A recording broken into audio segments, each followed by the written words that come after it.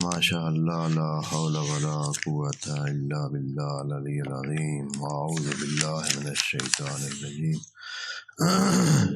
بسم اللہ الرحمن الرحیم الحمد للہ وکفی والصلاة والسلام علی عبادہ الذین اصطفی اما بعد رب اشرح لی صدری ویسر لی امری واحلل عقدۃ من لسانی یفقہوا قولی وقل رب ادخلنی مدخل صدق واخرجنی مخرج صدق واجعل لی من لدنک سلطانا نصیرا بسم اللہ وباللہ وتوکلت علی اللہ۔ قال اللہ تبارک و تعالی فی سورۃ الکافرون آیت نمبر 1۔ بسم اللہ الرحمن الرحیم قل یا ایہا الکافرون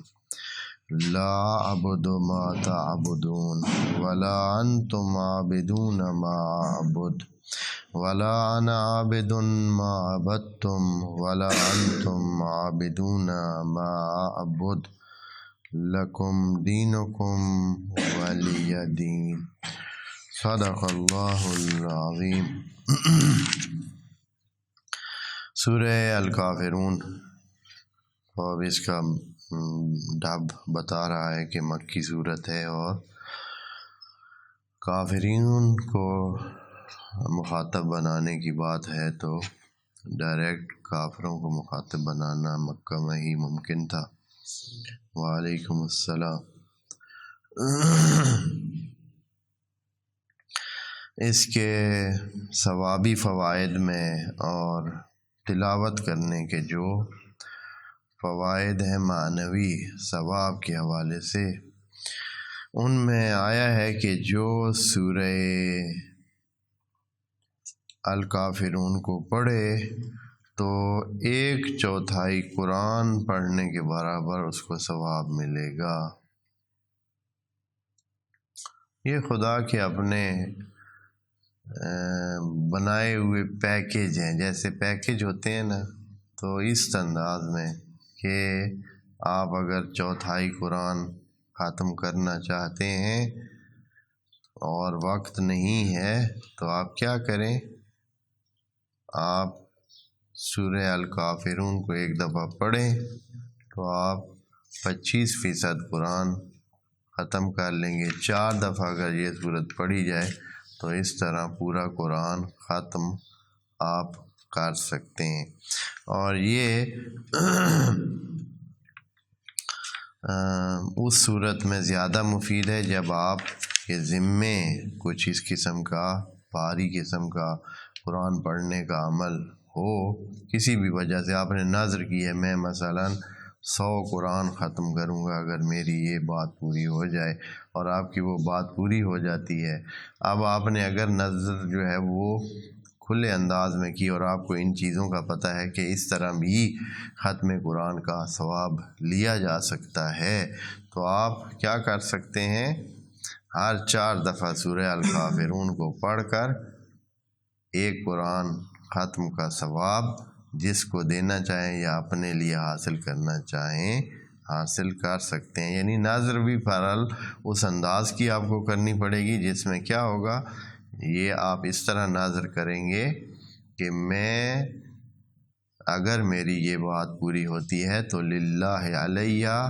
کہ میں اتنا ثواب 100 قرآن کا، 50 قرآن کا، 10 قرآنوں کا ثواب حاصل کروں۔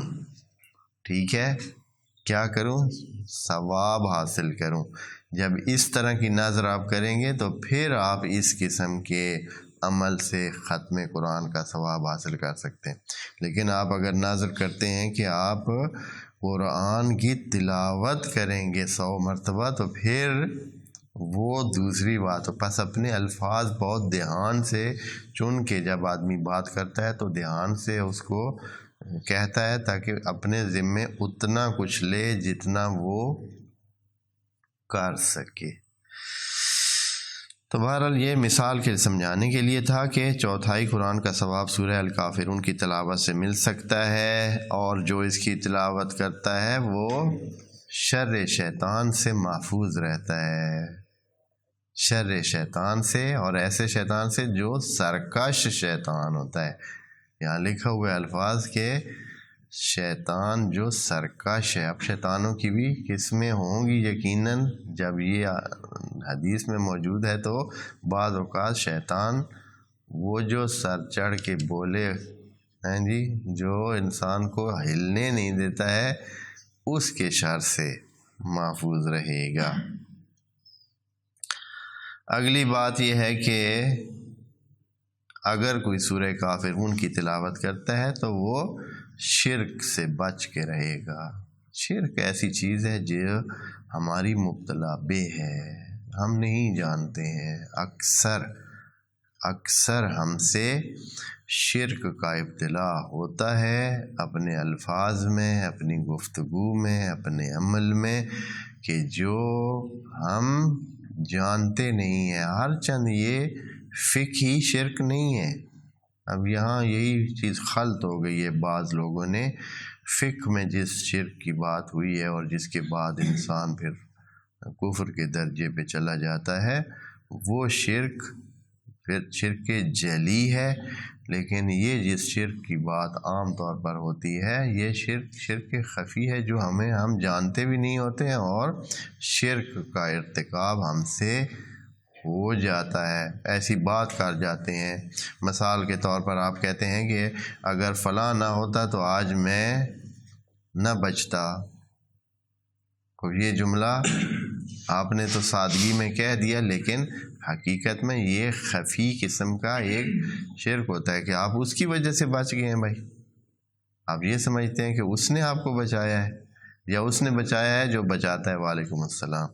یا اس نے بچایا ہے جو سب کو، جس کو بچانا ہوتا ہے وہ بچاتا ہے۔ یعنی تکوینی دنیا میں خدا کے علاوہ تو کسی کا عمل دخل ہے ہی نہیں۔ تکوینی دنیا میں اللہ کے سوا کسی کا عمل دخل نہیں ہے۔ ہمارا سانس لینا بھی ہمارے اس میں نہیں ہے کہ ہم چاہیں، نہیں، وہ جو نظام خدا نے سیٹ کیا ہوا ہے اس کے مطابق ہم سانس لے رہے ہیں، نہیں تو اسی ہوا میں ایسے سلسلے ہو جائیں کہ ہم سانس ہی نہ لے سکیں۔ ہاں جی، یہی ہوا میں آکسیجن ختم ہو جائے تو پھر سانس کون لے سکتا ہے؟ یہ تو آکسیجن ہوا میں موجود ہے، جس کی وجہ سے ہم کیا کر رہے ہیں،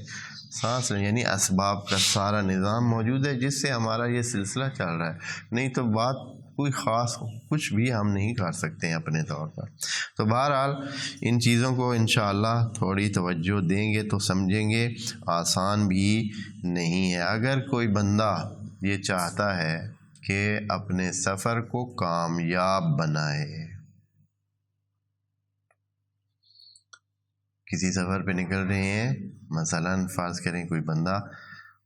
آج صبح نکلنا چاہتا ہے، منڈی جانا چاہتا ہے اور کامیاب قسم کا کوئی سودا کر کے آنا چاہتا ہے، یا کوئی بندہ فرض کریں کسی اور سفر میں جانا چاہتا ہے، وہاں اس کا کوئی مقصد ہے، اس کو پورا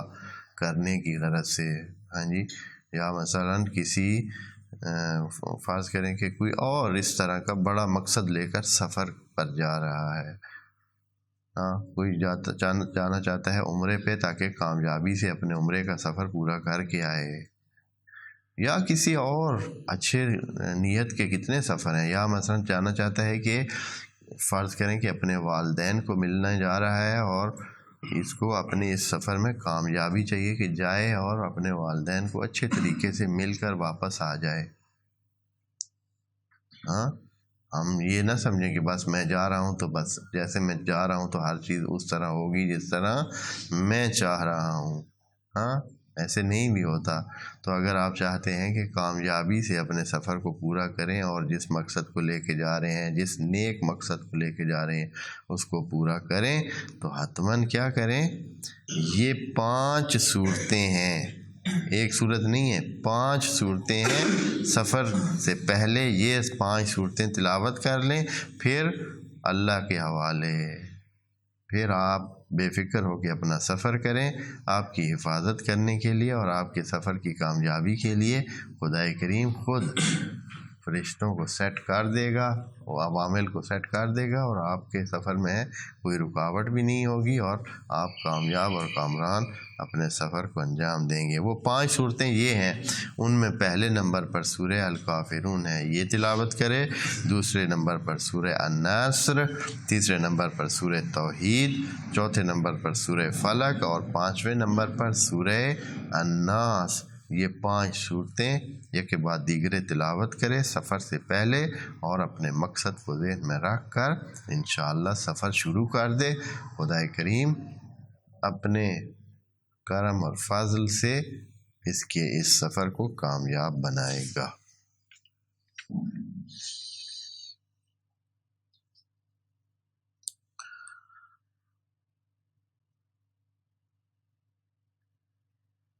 اس کا ایک اور فائدہ اس صورت کا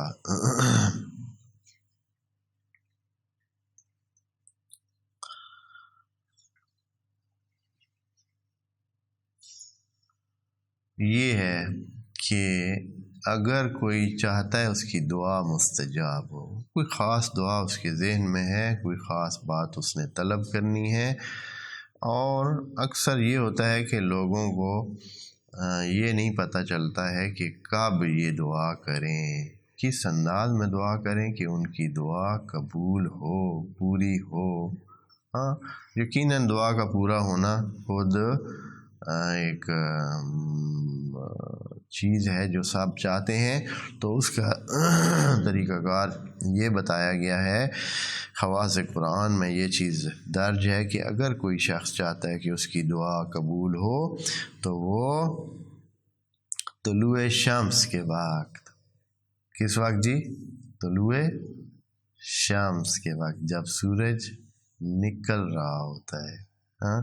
جب سورج نکل رہا ہوتا ہے اس وقت اس سورت کو 10 مرتبہ پڑھے، سورہ الکافرون کو 10 مرتبہ پڑھے، اور اپنی دعا اللہ کے سامنے پیش کرے۔ ہاں جی، خوب یقیناً وضو کے ساتھ ہونا، پاک ہونا، صاف کپڑے ہونا، باقی شرائط جتنی بہتر ہوں گی اتنی ہی دعا کے مقبول ہونے کا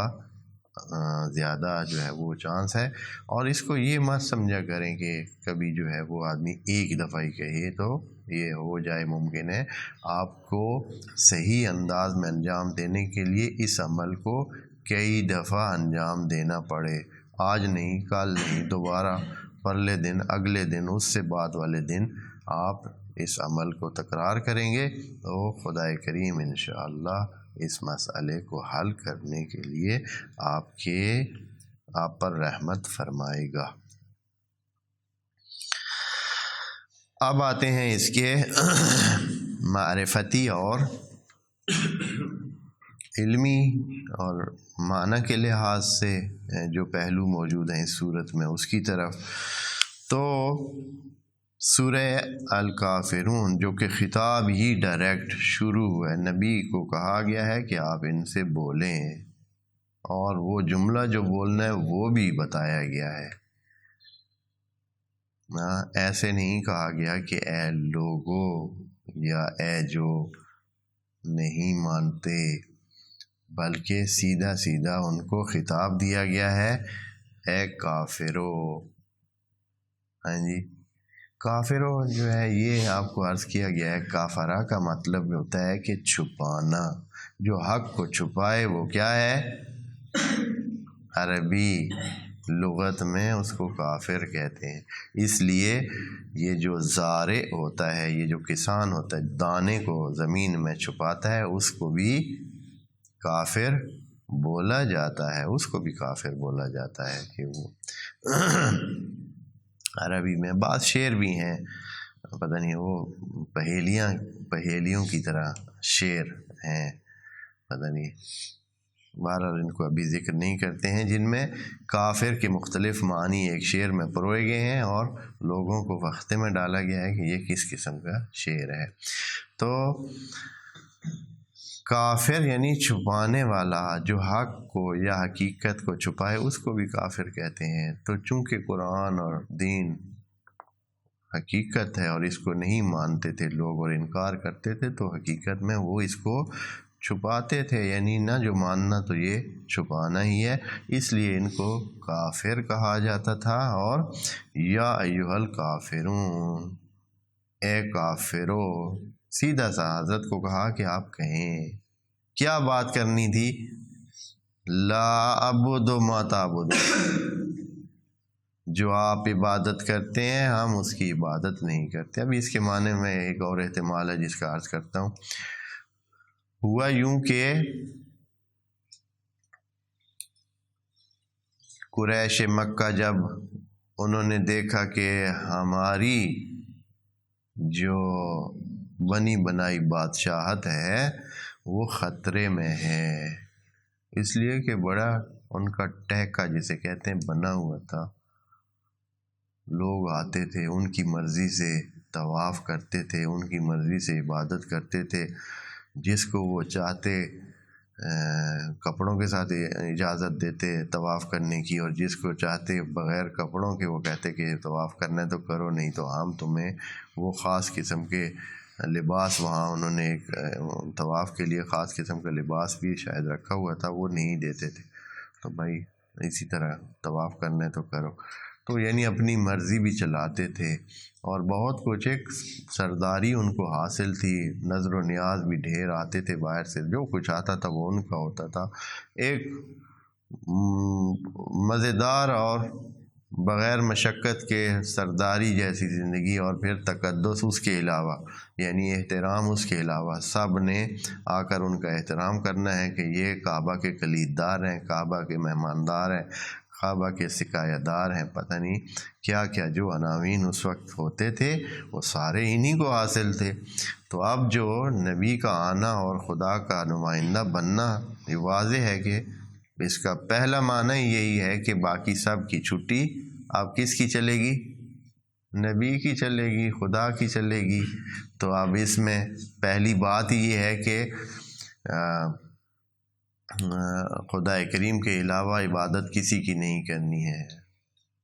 اللہ کی عبادت کرنی ہے۔ اس کا مطلب ہے کہ اللہ کے سوا جو انہوں نے مختلف قسم کے بت اور مختلف قسم کے ڈھانچے کھڑے کیے ہوئے تھے وہ سب ختم شد۔ اب ان کا ختم ہونا اور بہت سارے لوگوں کا بھی اسی طرح اس سے ہٹ جانا، اور ان کی وہ جو بنی تھی وہ، تو اس وجہ سے وہ ترلے کرتے تھے، یعنی ہر قسم کا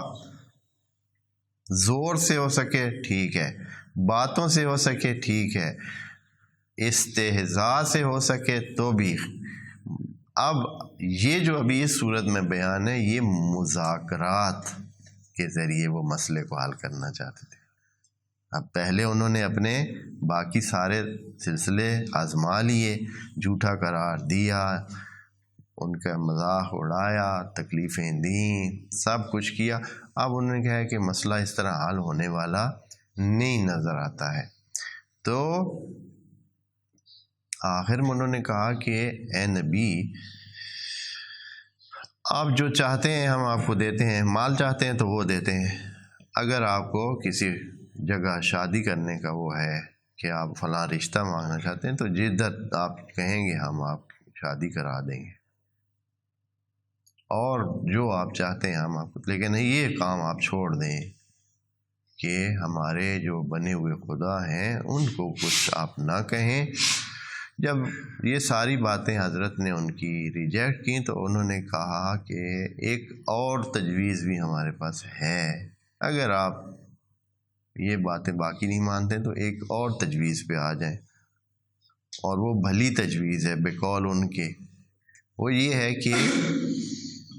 1 سال ہم آپ کے ساتھ مل کر آپ کے خدا کی عبادت کریں گے،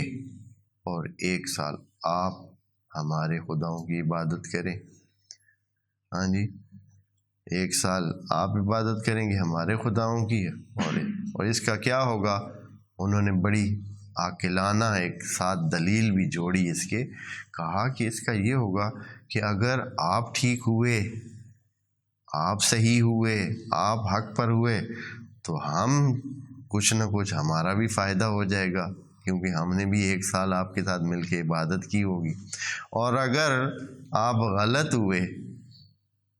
ہیں جی، تو آپ کا بھی بھلا ہو جائے گا، اس لیے کہ 1 سال آپ نے ہمارے ساتھ مل کر ہمارے خداؤں کی عبادت کی ہے، تو اس طرح دونوں کا بھلا ہو جائے گا،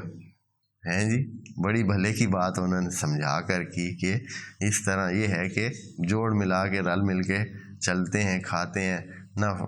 رولا نہ رپا، یہ مسائل جو ابھی کھڑے ہوئے ہیں فساد، یہ سارا ختم ہو جائے گا۔ تو حضرت نے جیسے تفسیروں میں لکھا ہے، حضرت نے کہا ہے کہ میں خود سے کچھ نہیں بتاتا ہوں، خدا کریم کے حکم کا انتظار کرتے ہیں، تو بس کچھ ہی ٹائم میں، شاید اسی محفل میں یا اگلے دن یا جیسے بھی ہوا، یہ آیات نازل ہوئی۔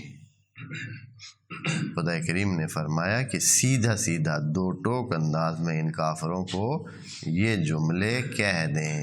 اور اسی انداز میں کہیں جس طرح خدا کریم نے بولے ہیں، ہاں، وہ سارے احتراموں کو سائڈ پہ رکھ کے سیدھا سیدھا وہی خطاب دیں جو ان کا بنتا ہے۔ کیا؟ یا ایھا الکافرون، نہ سردار، نہ کوئی اور، نہ کچھ، کہ بھائی کوئی اور عنوان نہیں ہے، نہ ہی کوئی نام لے کر، نہ ہی کوئی دوسرے عناوین، سیدھا سیدھا کہو کہ اے انکاریو، اے جو نہیں مانتے، کافرو۔ اس کے بعد یہ جو آیات رکھی ہوئی ہیں، اس میں بڑے ڈھنگ سے جو ہے نفی کی گئی ہے اپنی عبادت کی اور ان کی عبادت کی، لیکن بڑے طریقے سے کہا گیا لا اعبدو۔ پہلے تو یہ ہے کہ لا اعبدو ما تعبدو، یہ آپ جانتے ہیں کہ فعل مضارع استعمال کیا ہے پہلے جملے میں، اور کہا ہے کہ میں عبادت نہیں کرتا ہوں، حال اور حال کا معنی دیتا ہے اور مستقبل کا معنی دیتا ہے۔ لا اعبدو، میں عبادت نہیں کرتا ہوں جس کی آپ عبادت کر رہے ہیں یا کرتے ہیں،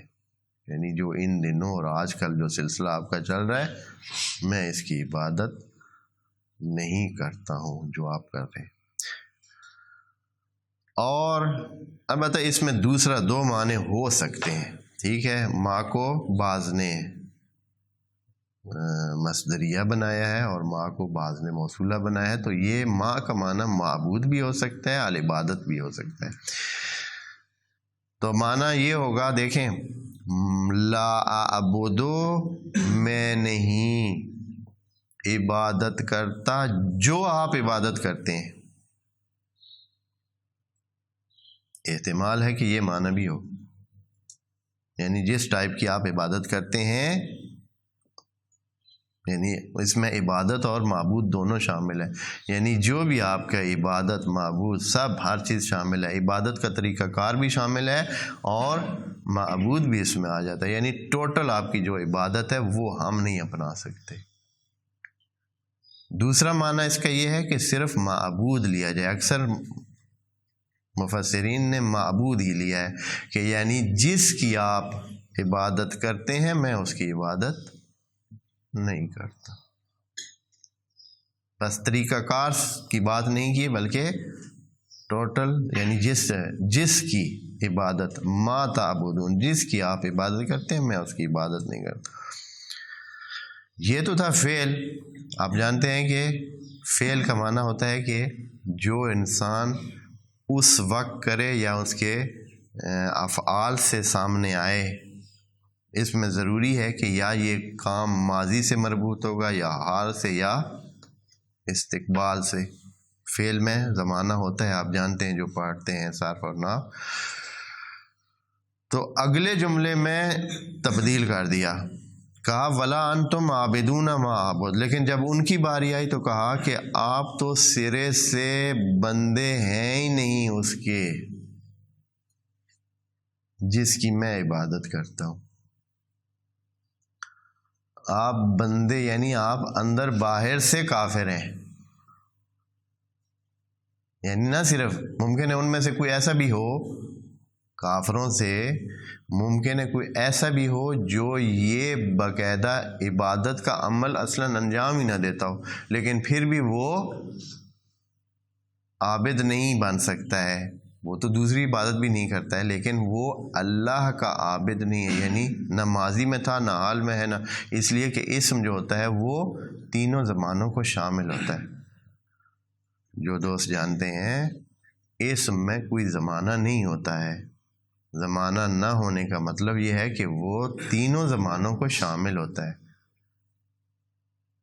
اسم جو ہوتا ہے جس میں زمانہ نہیں ہوتا ہے، یعنی زمانہ اس کا فکس نہیں ہوتا ہے، جیسے ضاربن، ضاربن سے یہ نہیں پتہ چلتا ہے کہ یہ، مثلا آپ کہتے ہیں زیدن ضاربن،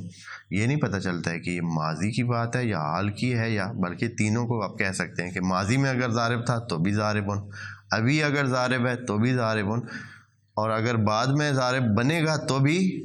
ضاربن، کوئی مسئلہ نہیں ہے تینوں زمانوں کے لیے۔ تو یہ جو اسم ہے، اسم کیا ہے؟ دوسری آیت میں کیا کہ ولا انتم عابدون، آپ تو کبھی بندے رہے ہی نہیں ہیں، یعنی کبھی بندے ہیں ہی نہیں، اللہ کی عبادت کرتے ہی نہیں ہیں آپ، یعنی کرنے والے ہی نہیں ہیں۔ پہلے میں کہا کہ ہم عبادت نہیں کرتے ہیں، میں عبادت نہیں کرتا ہوں جس کی آپ عبادت کرتے ہیں۔ دوسرے میں کہا کہ آپ عبادت کرنے والے ہی نہیں ہیں جس کی میں عبادت کرتا ہوں، یعنی نہ کبھی آپ نے پہلے عبادت کی ہے نہ ہی اب کرتے ہیں، اور آگے بھی آپ ایسا کرنے والے نہیں ہیں۔ اگلے جملے میں کہا وَلَا أَنَا عَابِدٌ مَا عَبَدتُم، اپنے لیے اسم کہا اور ان کے لیے فعل کہا، کیونکہ انہوں نے فعل کر رکھا تھا، حضرت کیونکہ نفی کرنی تھی تینوں زمانوں کی اپنے سے، تو کہا وَلَا أَنَا عَابِدٌ، میں کبھی عبادت کرنے والا نہیں جس کی آپ نے اب تک عبادت کی ہے، یعنی نہ ماضی میں اس طرح تھا، نہ اب ہوں، اور نہ ہی کبھی ایسے ہوں گا، کبھی بھی میں اس کی عبادت یا ان کی عبادت نہیں کروں گا جس کی آپ نے اب تک عبادت کی ہے۔ وَلَا أَنْتُمْ عَابِدُونَ مَا أَعْبُدُ، اور اس کے بعد جس کی میں عبادت کرنے والا ہوں آپ اس کی عبادت کرنے والے نہیں ہیں، یعنی آپ نہیں بندے بن سکیں گے اس کے، یا بندے بننا نہیں چاہتے۔ ما اعبد، جو میں ابھی عبادت کرتا ہوں، جس کی عبادت کرتا ہوں اس کی آپ، یعنی تینوں زمانوں میں کہنا یہ چاہتے ہیں کہ یہ جو ابھی آپ کہہ رہے ہیں کہ آپ ایک سال ہماری عبادت کریں اور ایک سال ہم آپ کی عبادت کریں، میں تو آپ کے خداؤں کی نہ پہلے عبادت کرتا تھا نہ اب کرتا ہوں نہ بعد میں، اور اسی طرح آپ بھی، آپ کے اندر ہے یہ چیز کہ آپ اگر ہمارے ساتھ مل کر عبادت کریں بھی تو آپ نہیں کر رہے ہوں گے، کیونکہ یہ ساری کہانی کیا ہوگی؟ جھوٹی ہوگی، اس لیے کہ بناوٹی قسم کا ایک آپس میں ایک معاہدے کے تحت آپ مثال کے طور پر کسی کے سامنے جھک رہے ہیں، نہیں تو آپ اندر سے خدا کو مان رہے ہیں، اور اندر سے مانتے تو خود سے ہی مانتے، پھر معاہدے کے تحت تو آپ کسی کی عبادت نہ کرتے کہ ہاں۔ تو اس طرح وَلَا أَنْتُمْ عَابِدُونَ مَا أَعْبُدُ، اور نہ ہی آپ بندے بننے والے ہیں، بندے بن کے رہنے والے ہیں، ما اعبد، جس کی میں عبادت کرتا ہوں، لکم دینکم ولی دین، لکم دینکم، آپ کا دین آپ کے لیے اور میرا دین میرے لیے۔ یہ بات کیوں کہی حضرت نے آخر میں یہ جملہ اس آخری دلیل کے جواب کے لیے، وہ انہوں نے جو اس کے ساتھ دلیل نہیں جوڑی تھی، انہوں نے کہا تھا کہ اس طرح اگر آپ ایک سال ہمارے خداؤں کی عبادت کریں گے اور ہم ایک سال آپ کے خدا کی عبادت کریں گے تو یہ ہوگا کہ ہمارا بھی بھلا ہو جائے گا اور آپ کا بھی بھلا ہو جائے گا، اس لیے کہ ہم بھی ٹوٹل غلط راستے پہ نہیں ہوں گے اگر ہم غلط راستے پہ ابھی ہیں تو، اور اگر آپ غلط راستے پہ ہیں تو آپ بھی ہمارے خداؤں کی ایک سال عبادت کرنے کی وجہ سے آپ بھی ٹوٹل غلط نہیں ہوں گے، آپ بھی کچھ نہ کچھ پا لیں گے۔ ہاں، کہنا ان کا یہ تھا۔ تو یہ آخری جملہ اس دلیل کا جواب ہے، کہا کہ نہیں، آپ جو کچھ آپ کے پاس ہے آپ اپنے پاس رکھیں، جو کچھ میرے پاس ہے وہ میرے پاس رہے. جس طرح وہ کہتے ہیں کہ آپ کو یہ عبادت اور آپ کے خدا مبارک، اور ہمیں اپنا خدا اور اپنی عبادت مبارک. ہاں جی، دونوں اپنے اپنے اس پر رہیں. تو اس طرح ایک مکالمہ جو ہے یہ اس صورت میں بیان ہوا ہے، جو کہ اوائل اسلام میں